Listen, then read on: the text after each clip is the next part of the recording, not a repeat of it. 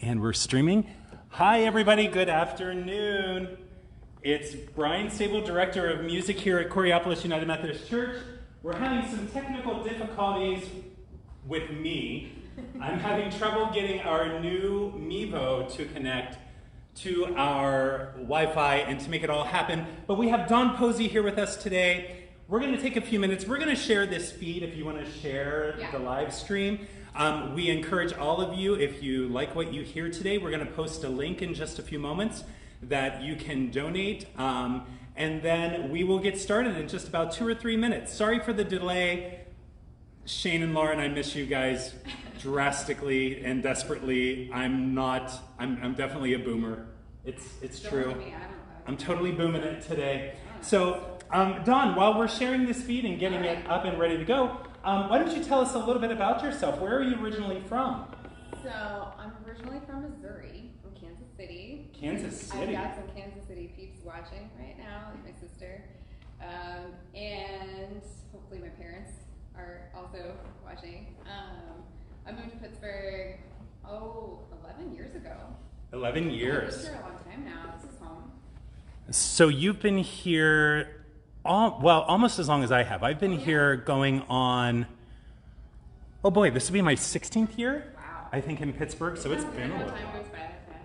Yeah, it is. It's really amazing, isn't it? Wow, I've been here forever. So yeah, in my real life, in the before times, I played with Pittsburgh Opera and Pittsburgh Ballet, and I also have a chamber group called Cassia Ensemble. Right, we know Cassia. You guys have been here. With my girls, so I helped co-found the group with Katya Jampaladian and Miko Wadden, and we are an all-female chamber ensemble, and our mission is to promote female entrepreneurship in the arts through quality, collaboration, and performance. Awesome. Yeah. Awesome. We are so glad to have you here. I'm happy to be here. I'm out of my house. You're out of your house. You're in pajamas. I'm in pajamas.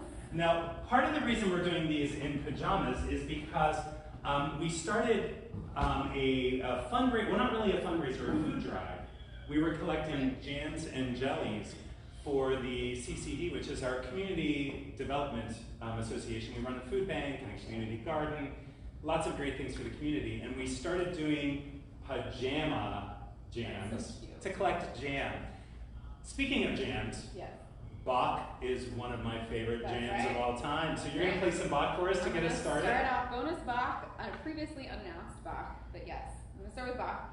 I'm going to do the first movement from the G minor sonata, and it's the first piece of unaccompanied Bach that I learned when I was really young. So, awesome. And as added bonus, I brought my Baroque bow to play with. I'm playing on a modern violin, but I think Bach's way easier to play with the Baroque bow. So awesome. All right, I'm going to go take a seat, and I can't wait to hear this.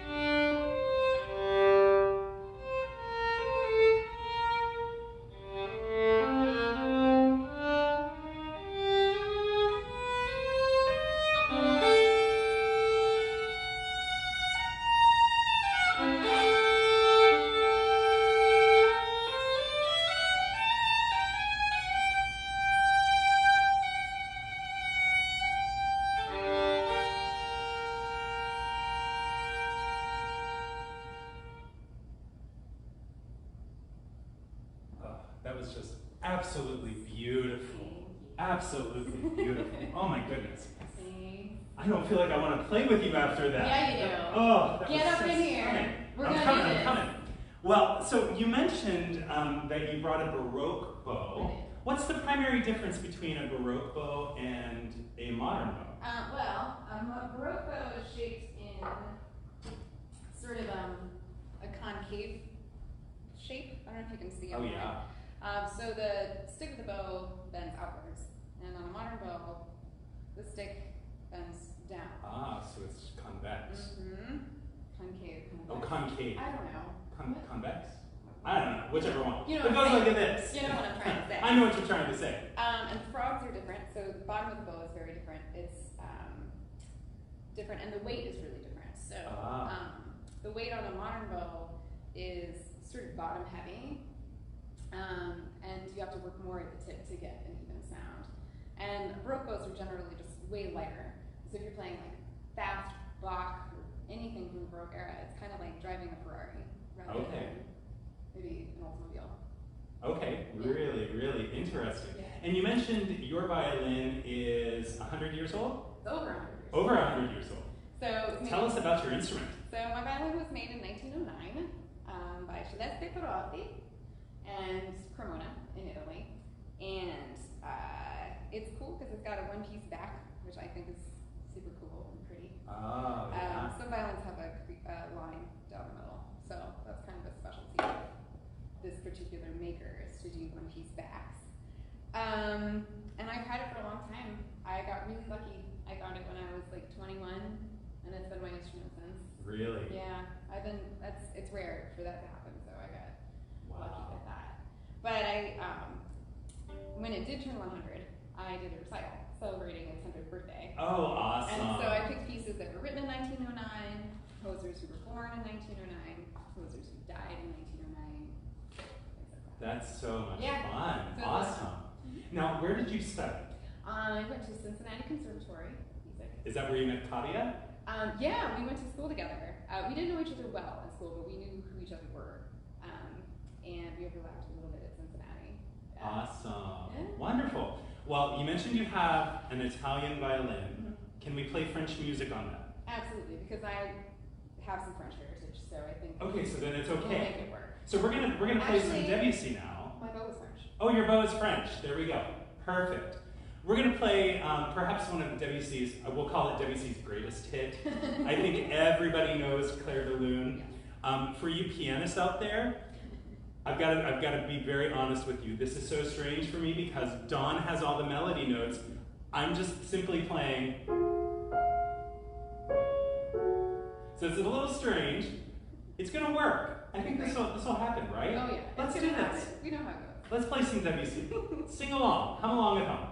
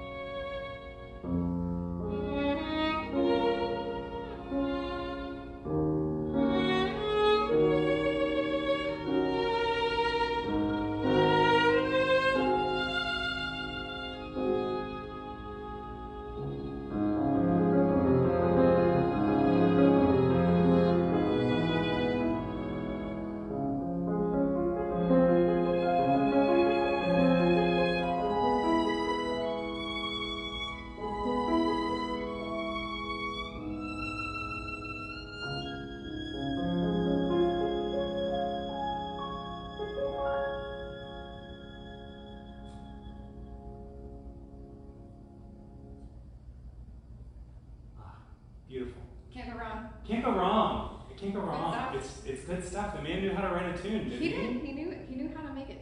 He knew how to make it happen. Make the feels. He knew how to do it, I'll tell you. That was absolutely beautiful. Although it's strange. I know it felt weird for you. It felt so weird. I really appreciate you. I just wanted to go. But I couldn't, I just went. I did it for you. You did it for me. That's what friends are for. That's what we should have done. In good times, in bad times, I'll be yours. That would be great. Maybe Next not. time. Next recital. Next recital. Let's do it. Next recital. Hey, speaking of next, we're going to be doing some Schubert now. Yeah, Schubert. Did Schubert write a lot for the violin? He wrote some sonatas. He wrote a lot of string quartets. Yeah. Lots of string quartets. Lots of string quartets. And these are nice. It's a set of 3 sonatas. And they're not very hard. They're just really well crafted and charming. You know? Like that really classic sort of bubbly Schubert, charming sort of vibe, which is nice. Awesome. So we're going to be playing the 4th movement Yes. of the third sonata in G minor. Is that correct? Mm-hmm. Okay. Yes. Anything you want to say about it before we dig in, or anything you want to tell folks at home watching? Well, I did just learn this about 2 weeks ago, so that's fun. And I've had these sonatas in my library for a long time. And I picked them out because when you contacted me to do this, and first I was like, I'm just going to play some Bach. And then I was like, wait a second, that's all I've been doing for the last 2 months. I'm playing unaccompanied Bach by myself in my living room, and now I can play with a human being. There's something so special about doing this, even though it's just 2 of us in the room. It just feels good. It's different. It's different when you can make music with another person. So I kind of tore through my entire music library to kind of find stuff that I could play that I knew or could learn quickly, and I played through all these sonatas, and I liked this movement the best. So awesome. Here we are. Whoosh. And it takes some very interesting harmonic turns. It starts in G minor, but then it does some other stuff at the end, which I think is really cute. Yeah. In a nerdy way. Yeah, totally. And some historians might say that this actually isn't in G minor because of what it does. Exactly. But we're going to keep it in G minor, shall we? For a little while. Let's do it. Okay.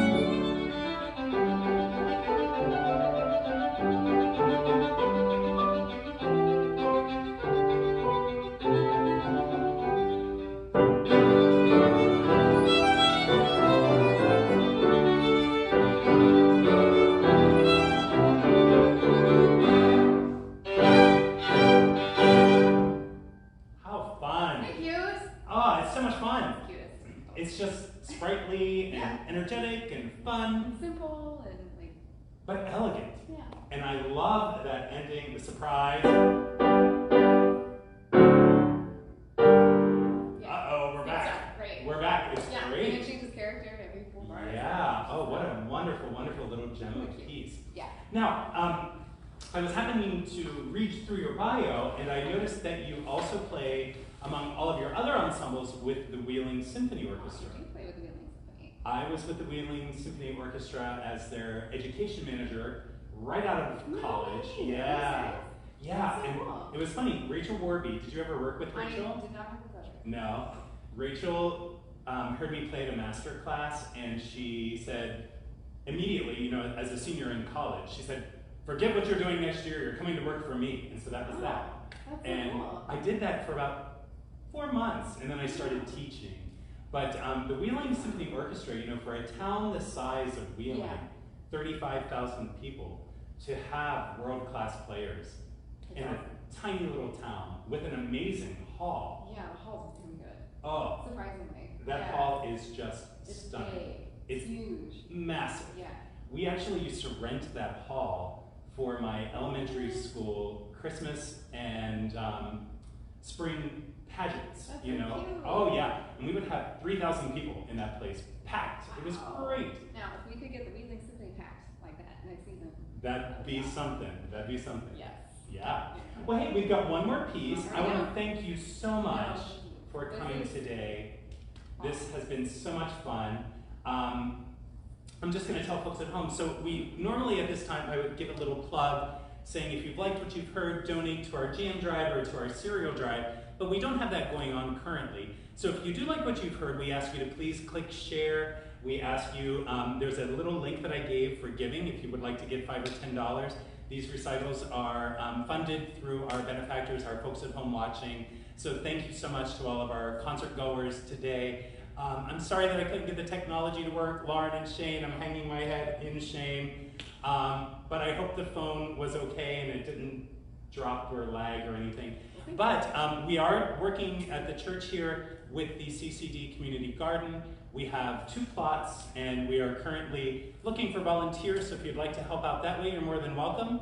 If you would like to give money to that endeavor, just click on that link that I posted, and under the link you will select special, and then you can type in CCD, and that will tell us everything we need to know to get funds to them. So, Great. yeah. Hey, tell us about this last piece. The last piece is a tango, and it's originally written by Albeniz. Albeniz, I butchered that. Albeniz, yeah. I don't know. Anyway. Albeniz? Wouldn't it be with a Z? Beneath? He was Catalan, right? Yeah, that sounds right. I think it would be Albeniz. Sure. Yeah, that's what. Sure. Hey, that's how we're gonna say it. Albeniz. Albeniz. Great. It's transcribed by Fritz Kreisler, who is, you know, the godfather of violin pieces and technique and writing and everything.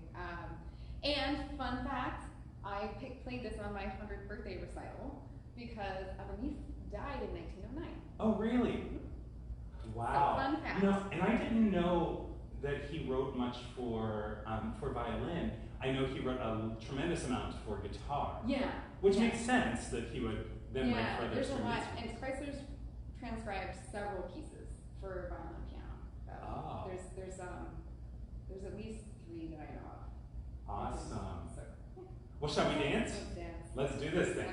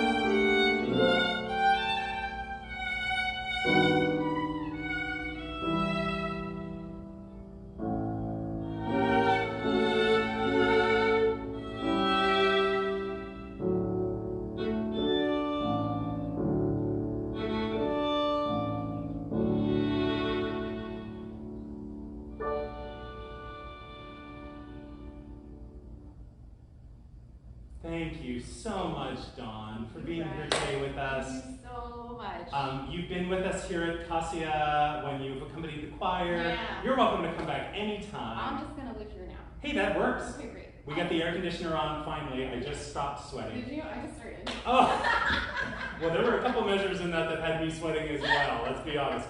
But thank you, thank you, thank you. There is no gracious and easy way to do this, so I'm just going to walk around. If you've liked what you've heard, make sure you click share. If you didn't like what you heard, don't tell anybody. It'll be our little secret, okay? Thank you. Tune in next week when we have Tim Marquette from Point Park. Do you know Tim? No. He's great.